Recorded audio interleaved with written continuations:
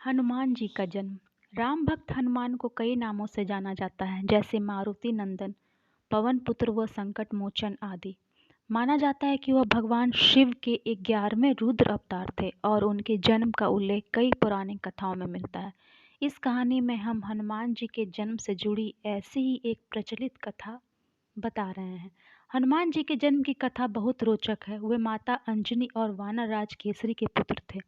माना जाता है कि उनका जन्म कोई साधारण संयोग नहीं था, बल्कि देवतागण, नक्षत्र और सारे भगवान के आशीर्वाद से पृथ्वी से पाप का विनाश करने के लिए हुआ था। मान्यताओं के अनुसार माता अंजनी को यह वरदान मिला हुआ था कि उनका होने वाला पुत्र शिव का अंश होगा। इसके अलावा एक मान्यता यह भी है कि जब बजरंगबली का जन्म हुआ था, उसी समय रावण के घर भी एक पुत्र ने जन्म लिया था। यह संयोग दुनिया में अच्छाई और बुराई का संतुलन बनाए रखने के लिए हुआ था। बात सतयुग की है, जब माता अंजनी एक जंगल में बैठकर पुत्र प्राप्ति के लिए भगवान शिव की पूजा कर रही थी। वह हाथ जोड़कर और आंखें बंद करके आराधना में लीन थी। तभी उनके सामने रखी कटोरी में एक फल आकर गिरा। माता अंजनी ने जब उस फल को देखा तो उन्होंने उसे प्रसाद समझकर सेवन कर लिया।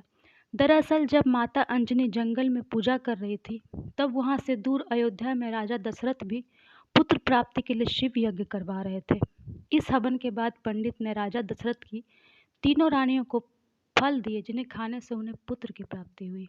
इन्हीं फलों में से एक छोटा सा अंश एक पक्षी उठाकर ले गया, जिसे उसने बाद में माता अंजनी के सामने रख दिया।